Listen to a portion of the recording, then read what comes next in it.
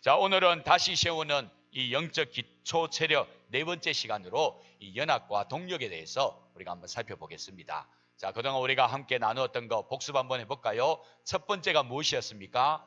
예배였습니다. 예배.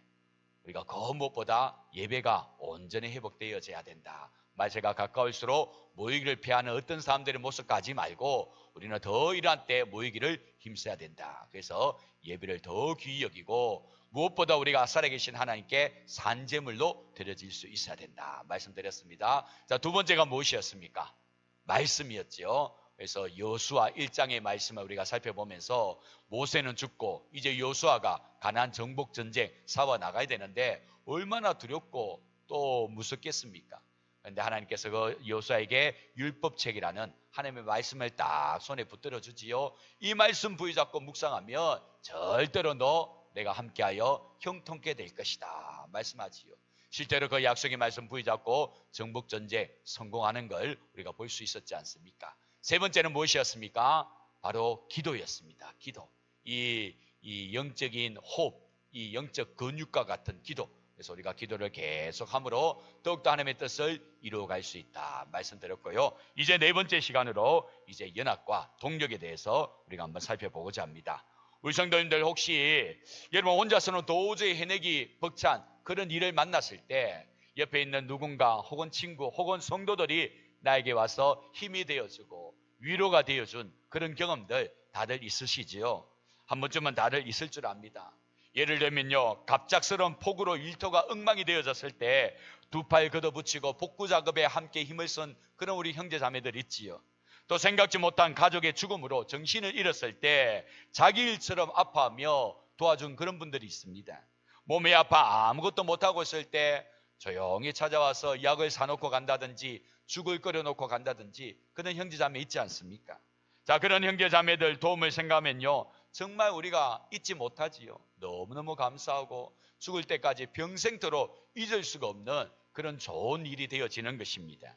우리는 이런 사람들을 가리켜서 동반자다 그렇게 표현을 하지요. 정말 나와 함께 인생을 걸어가는 동반자다 그런 표현을 합니다.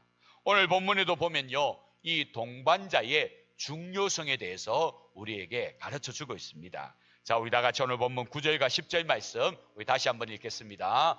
두 사람이 한 사람보다 나음은 그들이 수고함으로 좋은 상을 얻을 것임이라.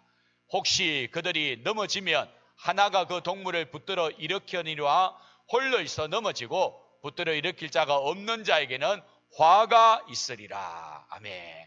여기 보시면요 이 연합과 동력, 이 동반자가 얼마나 중요한지 우리에게 가르쳐 주지요. 두 사람이 한 사람보다 낫다. 두 사람이 수고하게 될 때 더 좋은 상을 얻게 된다.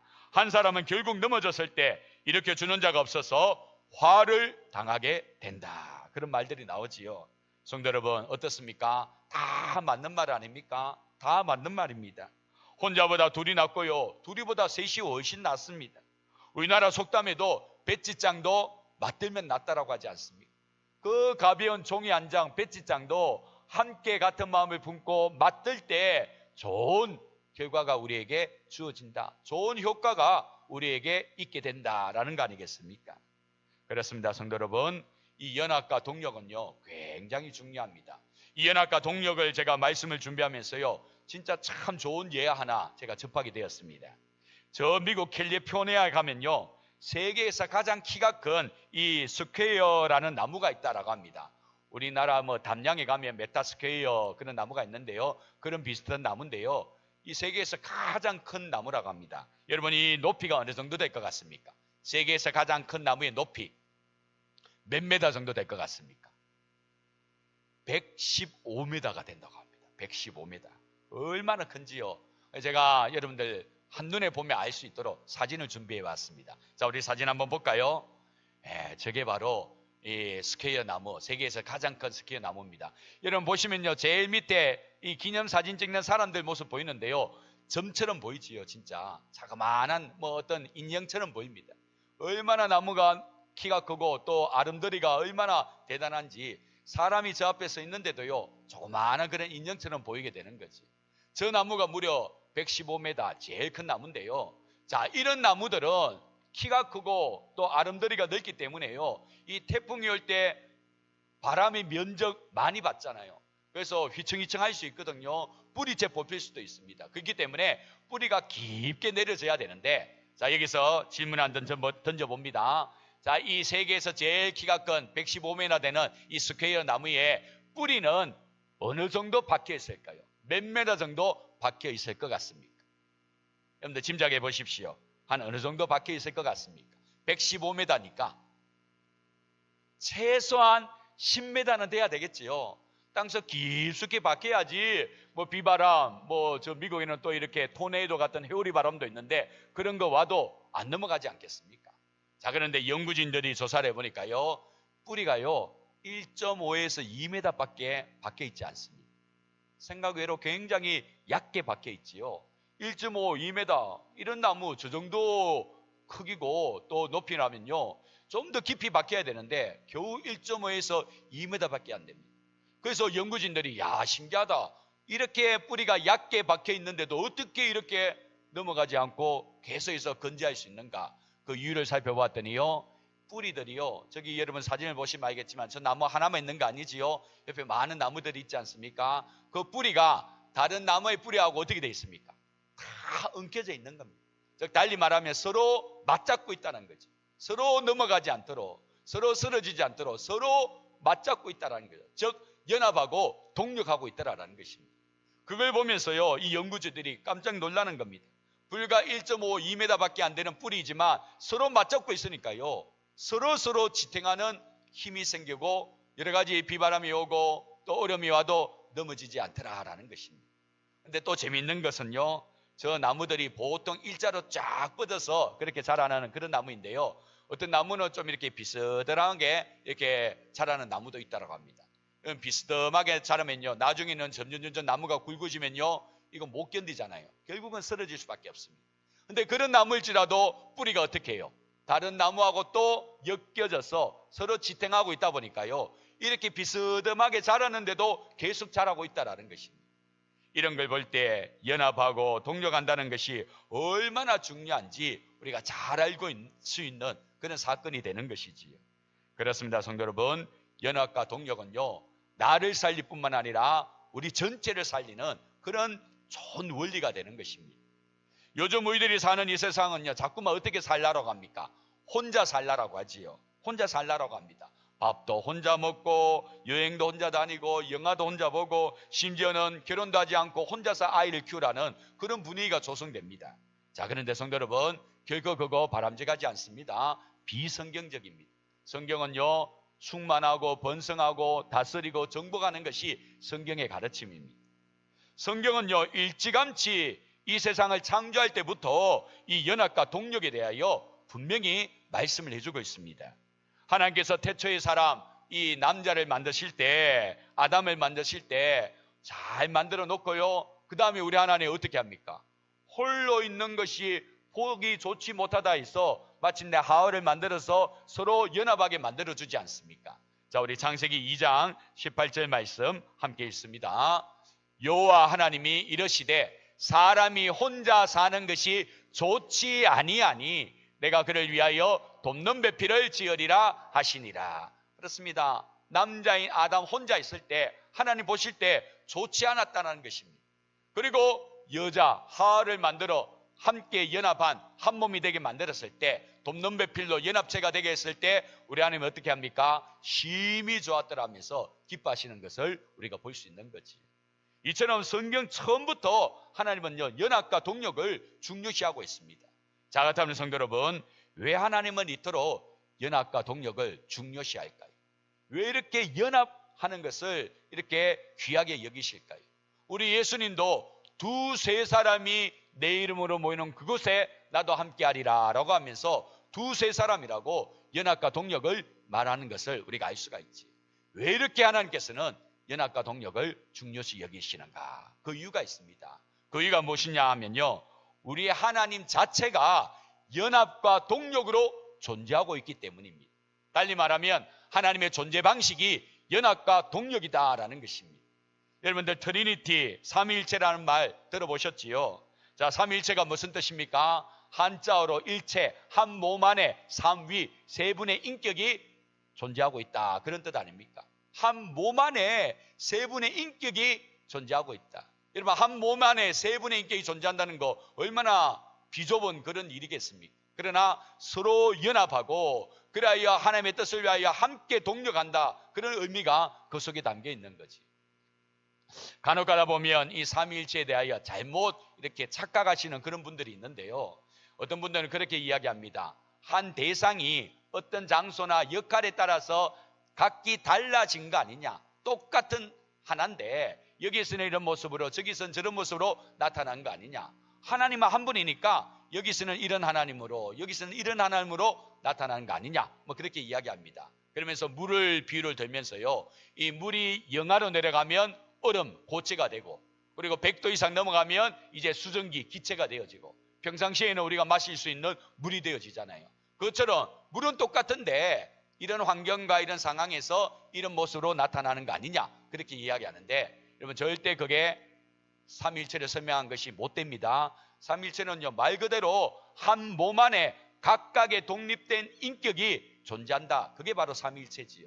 그것을 가장 잘 설명해 주는 대목이 어디냐면요. 우리 예수님이 요단강에서 세례 받으실 때 그때 성령이 뭐같이 임하시더라?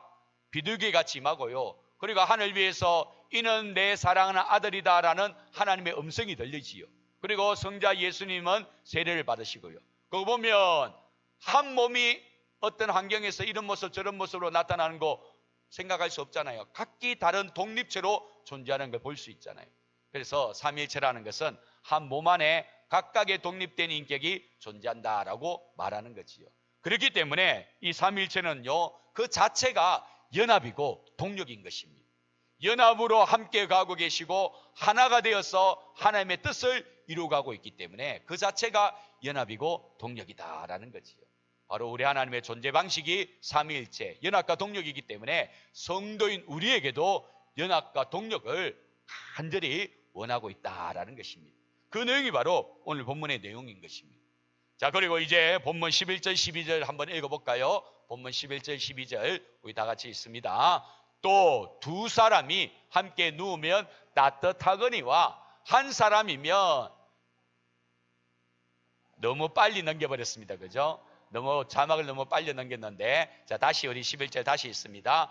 또 두 사람이 함께 누우면 따뜻하거니와 한 사람이면 어찌 따뜻하랴. 한 사람이면 패하겠거니와 두 사람이면 맞설 수 있나니 세 겹줄은 쉽게 끊어지지 아니하느니라. 아멘. 그렇습니다. 두 사람이 함께 누우면요 그 체온 때문에 따뜻하잖아요. 그래서 추위를 이겨낼 수 있게 되는데 혼자 누워있어 보십시오. 그 체온을 그대로 다 뺏기고 말잖아요. 그래서 한 사람이면 패한다라는 것입니다. 두 사람이면 맞설 수 있다라는 거지. 그래서 세 겹줄은 쉽게 끊어지지 아니하느니라.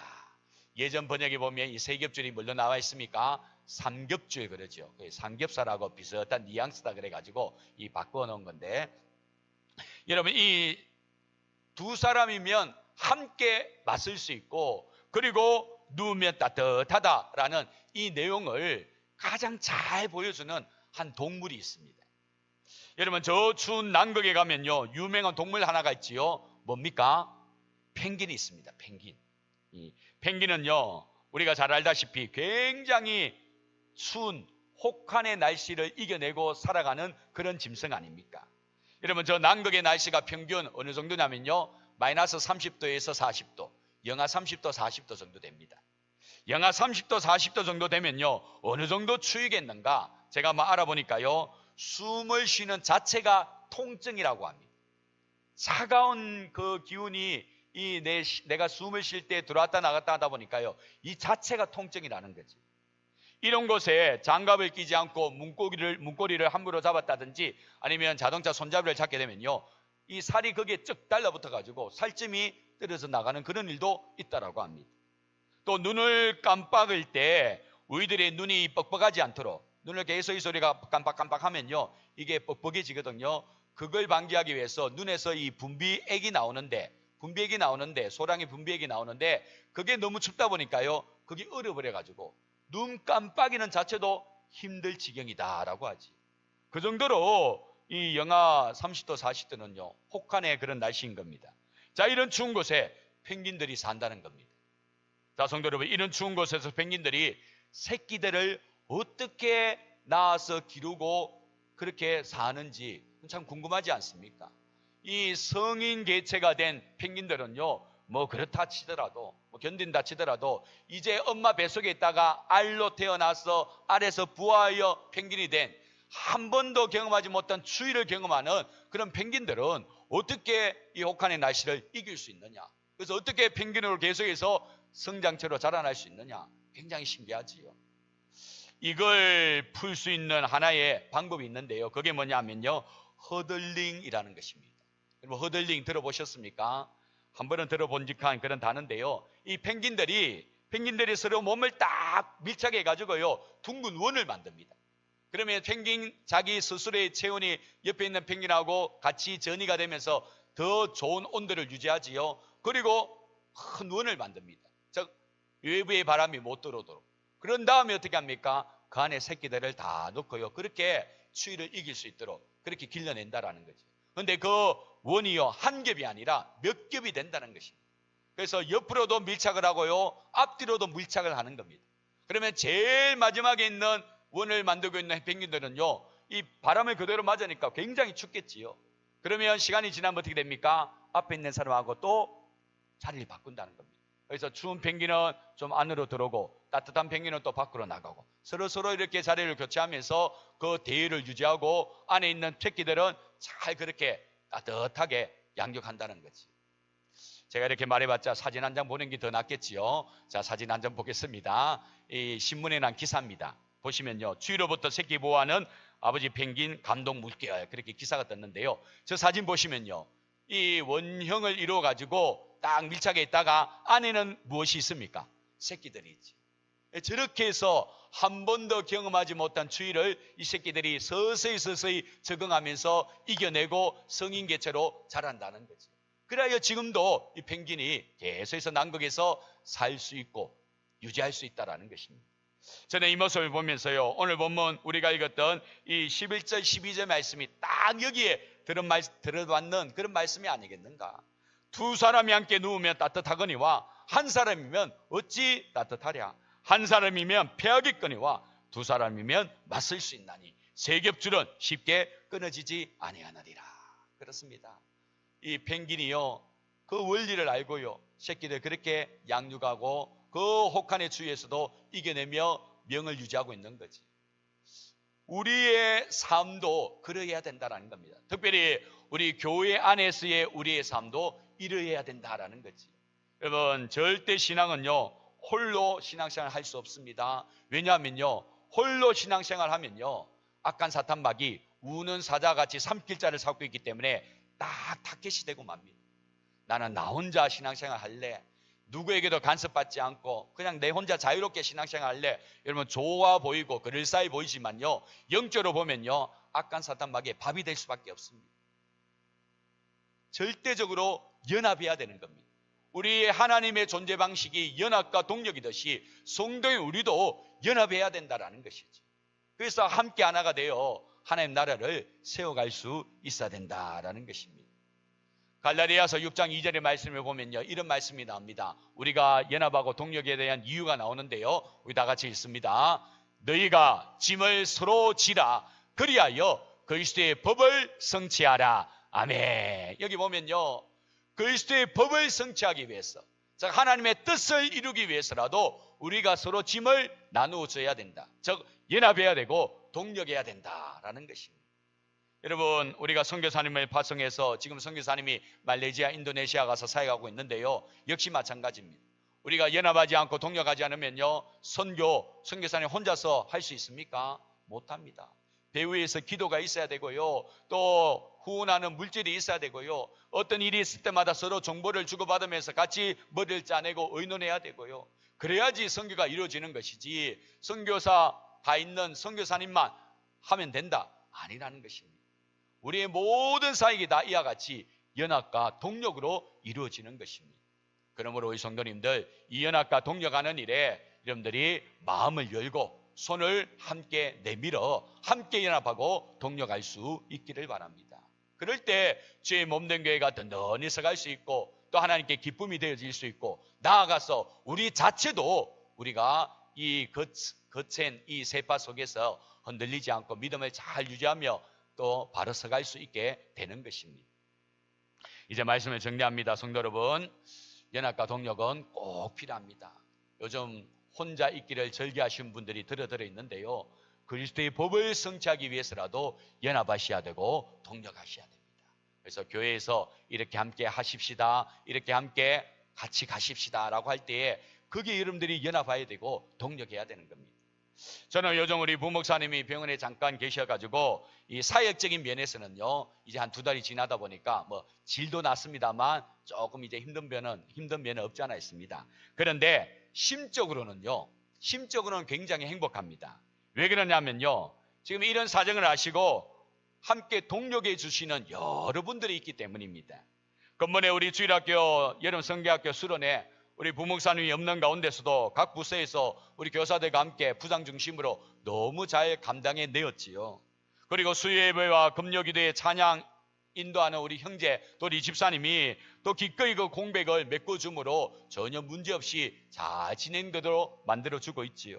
뿐만 아니라 우리 성도님들 이란 형편에 있는 상황을 보시고 열심히 기도해 주시고요. 또 저를 위해서도 많이 기도해 주셔가지고 이렇게 은혜 가운데 잘 진행되고 있지 않습니까? 처음에는 부목사님이 공백이 되어서 어떻게 하나 그런 염려도 생겼는데요. 다들 이렇게 도와주시니까요. 이렇게 시간이 지나가는데도 전혀 흔들림 없이 주의 몸된 교회가 든든히 서가고 있는 것을 우리가 볼 수 있지 않습니까? 하나님의 은혜이고 또 이렇게 우리 모든 성도님들이 연합하고 동력해 준 그런 결과인 줄 믿습니다. 우리 성도님들 이렇게 우리가 연합할 때 그리고 함께 동력할 때 이런 위기, 이런 문제들을 능히 극복하고 이겨낼 수 있다라는 것입니다. 이거는요, 교회만의 문제가 아닙니다. 여러분 개인도 마찬가지입니다. 여러분들이 생각지 못한 어려움과 힘듦을 만났을 때 우리가 함께 연합하는 그런 공동체가 되어졌을 때 같이 우리가 그 모든 것을 이겨낼 수 있고 극복해 나갈 수가 있게 된다라는 사실입니다. 이 사실을 꼭 기억하시고 절대로 신앙생활 홀로 하지 마시고 함께 교회와 더불어서 성도와 함께 신앙생활 할 수 있기를 바랍니다. 올림픽 경기를 보면요, 제일 마지막에 이제 마지막 최종 경기 하나가 있습니다. 바로 마라톤이지요. 42.19km를 달려가는 그런 마라톤인데요. 자, 이때 진짜 선수 옆에서 함께 보조를 맞추어 뛰는 선수가 있습니다. 이 선수는요, 우승을 목표로 달리지 않습니다. 그저 자기가 맡은 선수, 그 선수가 중도에 포기하거나 낙심하지 않도록 페이스 잘 유지하면서 끝까지 완주할 수 있도록 옆에서 도와주는 그런 선수입니다. 이런 선수를 가리켜서 페이스메이커라고 이야기합니다. 그래서 자기가 맡은 선수가 끝까지 완주하고 또 더 좋은 성적 낼 수 있도록 옆에서 조력 역할을 하는 거지요. 자, 성도 여러분, 우리의 신앙생활은요, 평생을 달려야 하는 영적 마라톤과 같습니다. 평생을 달려가야 되는 영적 마라톤이 바로 우리의 신앙생활입니다. 그러므로 나 혼자서는요, 이 먼 길 절대 완주할 수 없습니다. 함께 같이 가는 동력자가 있어야 되는 것입니다. 동력자가 있어야 되고 나도 동력자가 되어서야 된다라는 것이지. 하나님께서 이 땅에 교회를 세워주시고 성도를 허락해 주신 이유가 바로 여기에 있는 거 아니겠습니까? 교회를 통하여 천국 가는 여정 함께 가라. 천국 가는 여정 함께 갈 수 있도록 교회를 우리 주님께서 핏값을 주고 세워주신 것이지.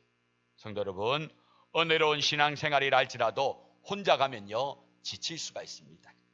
때로는 매너리즘에 빠져서 허우적거릴 때도 있고요, 슬럼프에 빠져서 정말 힘들어할 때도 있습니다. 그러나 하나님께서 붙여주신 신앙의 동력자들, 또 주의 몸된 교회와 함께 갈 때 우리는 그 모든 일들을 극복할 수 있고 이겨낼 수가 있게 되는 것입니다. 이 사실을 꼭 기억하시고, 나 하나는 아무것도 아니지만 이런 보잘것없는 우리가 하나로 연합될 때, 그리고 동력할 때 놀라운 역사를 일으켜내는 주님의 공동체가 된다라는 사실 꼭 기억하시고, 우리 후반기에 더욱더 연합하고 동력하여 더욱더 멋진 후반기 만들어갈 수 있는 저와 여러분들 다 될 수 있기를 주님의 이름으로 축원합니다. 기도하겠습니다. 참 좋으신 하나님 아버지 감사합니다. 다시 세우는 영적 기초 체력 네 번째 시간으로 연합과 동력에 대하여 살펴보았습니다. 그렇습니다. 요즘 시절이 그러하다 보니까 자꾸만 개인주의 성향이 너무 강하고 홀로 뭐든지 하려고 하는 그런 분위기가 판을 칩니다. 그러나 성경은 절대 그렇게 말하지 않습니다. 왜냐하면 우리 하나님 존재하는 방식이 연합과 동력이기 때문에 교회도 마땅히 그래야 되고 성도인 우리도 연합하고 동력해야 되는 줄로 믿습니다. 하나님 그동안 우리 각자가 알아서 신앙생활 해온 모습, 그런 모습이 있다면 이제는 함께 연합하게 하시고 또 동력하게 하셔서 그리스도의 법을 세워가는 우리 모두가 될 수 있도록 은혜 다하여 주옵소서. 그럴 때 하나님의 뜻이 이루어질 뿐만 아니라 우리 각자도 영적으로 활활 불타오르고 살아날 수 있는 줄로 믿습니다. 그 은혜가 우리 가운데 넘치게 하셔서 정말 이제 9월달부터 달려가는 이 후반기 사에게 더욱더 멋진 아름다운 역사 우리 가운데 있게 하여 주시옵소서. 감사를 드리오며 예수님의 이름으로 기도드립니다. 아멘.